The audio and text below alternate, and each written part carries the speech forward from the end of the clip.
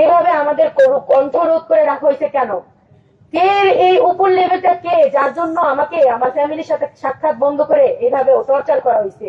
এই উপর লেভেলটা কে, যাকে তদন্ত রিপোর্ট ছাড়া কিভাবে মামলা লেখানো হয়? অনেক কষ্টে এখানে কথা বলতে, কিন্তু আপনাদের মনে এত প্রশ্ন বা মিডিয়াতে এত গুজব ছড়ানো হচ্ছে, তাই কিছু কিছু বিষয় ক্লিয়ার করে দিব, বাকিটা হয়তো আপনারা পরে জানবেন। আমাকে যেদিন অ্যারেস্ট করা হয় রুম থেকে, সেদিনই হসপিটাল থেকে রিলিজ পেয়ে ঘরে, মানে আমি টানা 4 দিন হসপিটালে ছিলাম। সকালবেলা 24 তারিখ সকালবেলা আমি হসপিটাল থেকে রিলিজ নিয়ে বাসায় এসে শরীর অনেক দুর্বল ছিল, তখন আমি ওষুধ খেয়ে ঘুমের ট্যাবলেট খেয়ে ঘুমাইতেছি। হঠাৎ করে রাত্রেবেলা উঠে দেখতেছি কি আমার আম্মু কান্নাকাটি করতেছে, রুম ভর্তি পুলিশ আর আর্মি। তা আমি যখন ওনাদেরকে জিজ্ঞেস করলাম আপনারা কেন আসছেন, ওনারা বললো আপনার বিরুদ্ধে সার্চ ওয়ারেন্ট আছে। তা আমি পরে বললাম সার্চ করেন। ওনারা লবণের প্যাকেট খুলে 50 কোটি টাকা খোঁজে, ওনারা বিছনার চাদর উঠে 50 কোটি টাকা খোঁজে।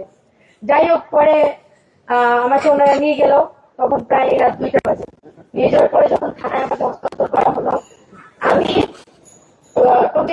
আমাকে নিয়ে যাওয়া হয়েছিল যদি আমার পূর্ব থানায় যখন নিচে যে পুলিশ গুলা আমাকে দেখে সবসময় আপু বলে সম্মান করত, তাদেরকে একবার রিকোয়েস্ট করছিলাম পা পর্যন্ত ধরে যে আমাকে জেলের ভিতরে রাখেন না, আমাকে একটু বাইরে বসান, এই জেলের ভিতরে রাখলে আমি মরে যাবো। জেলের অবস্থা এত খারাপ ছিল। ওনারা আমাকে যে ব্যবহারটা করছে আমার সাথে, যাই হোক এই বিষয়ে বাদই দিই। তারপর যখন আমাকে কোর্টে নেওয়া হইলো, আমার আম্মু এমন একজন মানুষ, সে মানে বাড়ি থেকে বাজার পর্যন্ত চিনে না। আমার বাবা জামাতে গেছে 4 মাসের জন্য, আমার মার পাশে কেউ ছিল না। আমার মা সবার দাঁড়ে দাঁড়ে ঘুরছে কিভাবে আমার মেয়েকে বের করবো, কোন স্কুল ধরবো, কিভাবে কি করব। 3 দিন পর দেবদূতের মতো অপু ভাই আসছে, গাজীপুরের আহ্বায়ক, অনেকেই আসছে, অপু ভাই, রাশেদ ভাই, রুদ্র ভাই, মহিন ভাই, মসিন ভাই, তাদেরকে আন্তরিকভাবে ধন্যবাদ, তারা আমাকে অনেক হেল্প করছে। কিন্তু আমি 11 দিন জেলে থাকায় যে পরিমাণ নির্যাতিত হয়েছি, আমার রিমান্ড 2বার হয়েছিল। প্রথম যখন আমি বৃহস্পতিবার মহিলা গাজীপুর জেলা কারাগারে যাই, রবিবার আমার জামিন চাওয়া হয় ম্যাজিস্ট্রেট কোর্টে, তখন ওইখান থেকে জামিন নামঞ্জুর করে রিমান্ড দেওয়া হয় আমাকে। ওই রিমান্ড শেষে যখন আমি কালকে পরশুদিন যখন কোর্টে যাই, তখন আমার মামলার যে আয়ু এসআই ফারুক, উনি এভাবে রিমান্ড চাওয়ার জন্য, আমি ভাবছি এবার রিমান্ড হবে না, এবার আমার জামিনটা হয়ে যাবে, কারণ 12 তারিখে আমার এক্সাম। কিন্তু উনি রিমান্ড চাওয়ার পরে আমার উকিলরা বেশ কিছু প্রমাণ দেখায়, আমি আমার পক্ষে আমার যথেষ্ট নির্দোষ হওয়ার প্রমাণ আছে। ম্যাজিস্ট্রেট যখন আয়োকে জিজ্ঞেস করে এজাহার নামা ছাড়া কি 1 নম্বর বিবাদীর পক্ষে আর বিপক্ষে কোনো প্রমাণ আছে, উনি আমার আয়ু বলে যে না, কোনো প্রমাণ নেই। আমার পক্ষে সমস্ত প্রমাণ যখন আমার উকিলরা ম্যাজিস্ট্রেট কাছে দেয়, ম্যাজিস্ট্রেট তাও আমার 2 দিনের রিমান্ড মঞ্জুর করে। আমার রিমান্ড মঞ্জুরে আমার কোনো কষ্ট ছিল না। আমার 12 তারিখে রিমান্ড কখনোই হচ্ছে যে আমি কোন রাজনৈতিক দলের না, আমি একদম অরাজনৈতিক ভাবেই সবসময় আন্দোলন করছি, কখনো এনসিপিতেও ছিলাম না, আওয়ামী লীগ তো নাই, আওয়ামী লীগ, এনসিপি, বিএনপি, জামাত, গণ অধিকার পরিষদ, এগুলো কোনো কিছুতেই আমি ছিলাম না। আমি শুধুমাত্র অরাজনৈতিক থেকে আন্দোলন করছি সবসময় দেশের জন্য। এতটুকু করার পরেও আমাকে 11 দিন যে পরিমাণ নির্যাতন করা হয়েছে, আমার ফ্যামিলির সাথে আমি 1 মিনিটের জন্য কথা বলতে পারতাম না, আমার সাক্ষাৎ বন্ধ করে দেওয়া হয়েছে। আমি বাইরে কি হইতেছে, আমার মা কার কাছে যেতেছে কিচ্ছু জানি না। একদিন অনেক কষ্ট করে স্যারের যেখানে একজন স্যার আছে, ওনার পায়েটায় ধরে টাকা দিয়ে আমার মার সাথে আমি একদিন দেখা করতে পারছি। সেদিন আমার মাকে আমি একটা কথা বলছিলাম, আম্মু এটা দুনিয়ার জাহান্নাম। তারপর আম্মু আমাকে আশ্বাস দিয়ে আসছে যে আমি তাড়াতাড়ি বের হব। অনেক কষ্ট, আমি আসলে আমার জেলের অভিজ্ঞতাটা এখানে শেয়ার করলে হয়তো বা 2-3 ঘন্টা 11 দিনের অভিজ্ঞতা আমি শেয়ার করতে পারবো না। আর আমার শরীরের অবস্থাও খুবই খারাপ। আমি এখানে আসছি শুধুমাত্র আপনাদের প্রশ্নে কিছুটা উত্তর দেওয়ার জন্য। আমি কিছু জিনিস হাইলাইট করি। যখন দুর্জয় বাংলাদেশ প্রতিদিনের সাংবাদিক, যদিও বাংলাদেশ প্রতিদিন থেকে ওকে বের করে দেওয়া হয়েছে, এখন কালবেলা সাংবাদিক, কিন্তু যখন আমার সাথে মামলা এরকম হয়েছিল তখন উনি বাংলাদেশ প্রতিদিনের সাংবাদিক ছিলেন। উনি প্রথমে আপোষনামা নিয়ে আসে আমাদের কাছে, যখন দেখে যে ওনার বিরুদ্ধে আমার কাছে সব প্রমাণ আছে, তখন উনি আপোষনামা, আমি ওনার বিরুদ্ধে একটা দর্শন চেষ্টার মামলা লিখেছি, তার প্রমাণও আমাদের কাছে আছে। তখন উনি আপোষনামা নিয়ে আসে। আপোষনামা সাইন করে নেই, এটা অনেকের প্রশ্ন, কেন তাহারিমা আপোষনামায় সাইন করলো না? ওই আপোষনামায় কি লেখা ছিল আপনারা আদৌ জানেন? ওই আপোষনামায় লেখা ছিল আমি ওকে কিডন্যাপ করছি, কিডন্যাপ করে গাজীপুরে নিয়ে আসছি, মারধর করছি, এমনকি ওর বাইক এবং মোবাইল ফোন সবকিছু ছিনাই নিয়ে ওকে, মানে টাকা পয়সা নিয়ে, কত টাকা লিখছে, 50,000 টাকা, 50,000 টাকা নিয়ে ওকে ছেড়ে দিচ্ছি। কিন্তু ওই মিডিয়াতে এসে বছর থেকে 50 কোটি টাকা নিচ্ছি। ওই হকিমের বাচ্চার কাছে 50 কোটি টাকা আসলো কিভাবে? হকিমের বাচ্চা 50 কোটি টাকা, ওর অফিসার, প্রতিদিন অফিসারের কাছে 50 কোটি টাকা আছে, গুনতে পারবে 50 কোটি টাকা? তারপর এই মামলা আমাকে যখন আপোষনামায় এত কিছু লেখা, আমি বলছি আপনারা যাদের একটাও আমি করি নাই, আমি আপোষনামায় কেন সাইন করবো? ওখানে আমার সাথে আরো 3 জন এই মামলার আসামি হচ্ছে মোট 4 জন, তার নাম্বারটা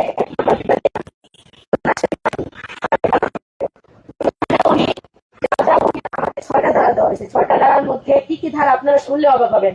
মামলা বাণিজ্য, প্রতারণা, চাঁদাবাজি, মারধর, চুরি, এই ধারাগুলো কোনোটাই আমি কখনো করি নাই।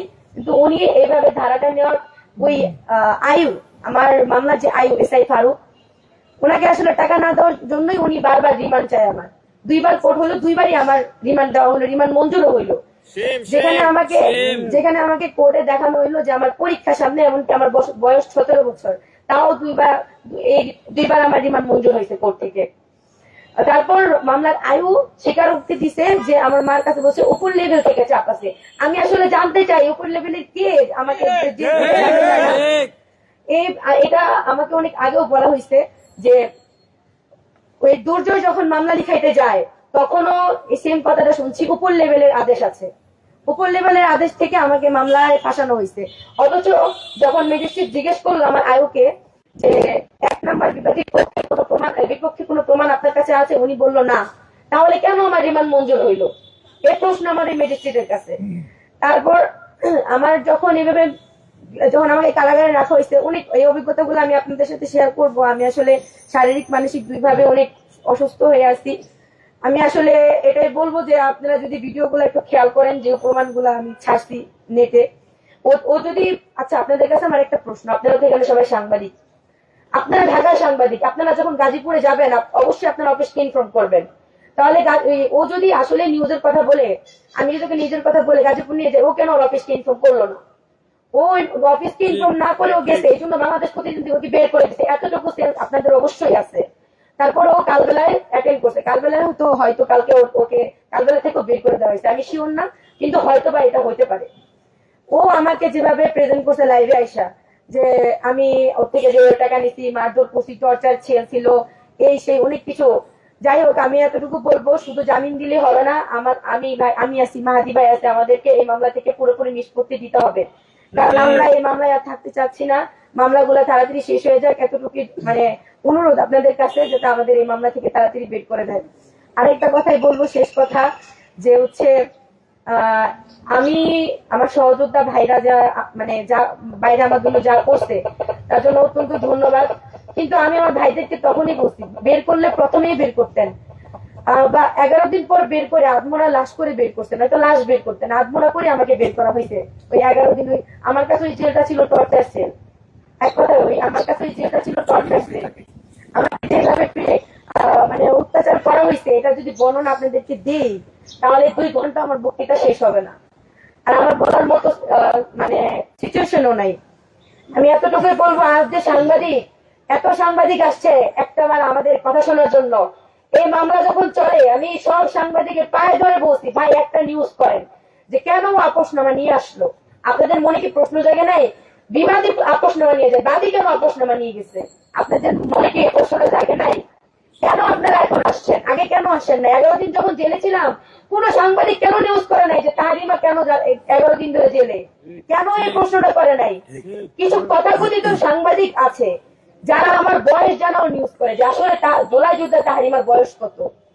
তারাও নিউজ করে যে আমি নাকি সময় টিভির মতো এত বড় একটা চ্যানেল কিভাবে নিউজ করলো যে আমি এই দুর্জয়কে হানি ট্র্যাপ করে ওইখানে নিয়ে গিয়ে ওকে ওকে ওর থেকে টাকা নিয়ে ওকে রাস্তায় ছেড়ে দিয়েছি চোর রাস্তায় ছেড়ে দিয়ে আসছি।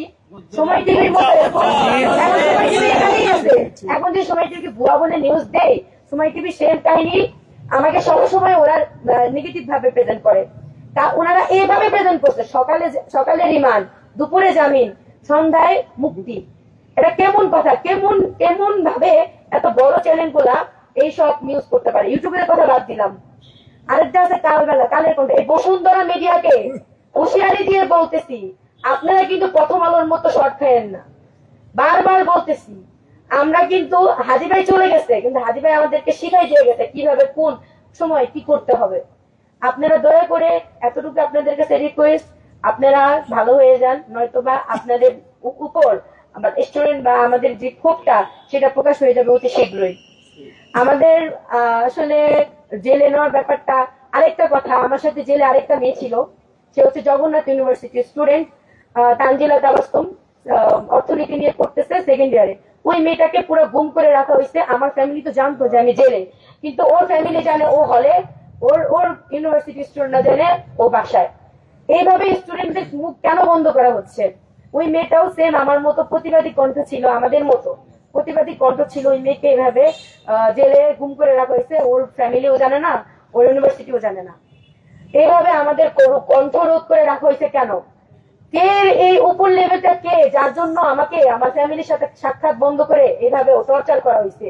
এই উপর লেভেলটা কে, যাকে তদন্ত রিপোর্ট ছাড়া কিভাবে মামলা লেখানো হয়, তদন্ত রিপোর্ট ছাড়া কিভাবে রিমান্ড দেওয়া হয়, 17 বছর হয়েও কেন রিমান্ড পেতে হয়? এই প্রশ্নগুলো আমার থাকবে এই সরকারের কাছে। আর আরেকটাই কথা বলবো, আমার সহযোদ্ধা ভাইরা যথেষ্ট করছেন, তার ভিতরে অন্যতম ছিল অপু ভাই, তারপর রাশেদ ভাই, আরো আরো অনেকেই ছিলেন যাদের নাম হয়তো বা আমি মানে মনে পড়তেছে না। আমি এমনি অনেক অসুস্থ, আপনারা দেখি আমার চেহারা দেখে অথবা আমার অঙ্গভঙ্গি দেখে বুঝতেছেন যে আমি আসলে এখানে আর বেশিক্ষণ থাকতে পারবো না। আমি অনেক অসুস্থ, আমি খুব কষ্টে আসছি আপনাদের কিছু কিছু প্রশ্নের উত্তর দেওয়ার জন্য। ইনশাল্লাহ আল্লাহ আমি সুস্থ হয়ে গেলে আপনাদেরকে আমার জেলে কিভাবে টর্চার করা হয়েছিল, কে করছিল, সবকিছুই বলবো। এই বক্তব্য করে এতটুকুই আমার আপনাদের কাছে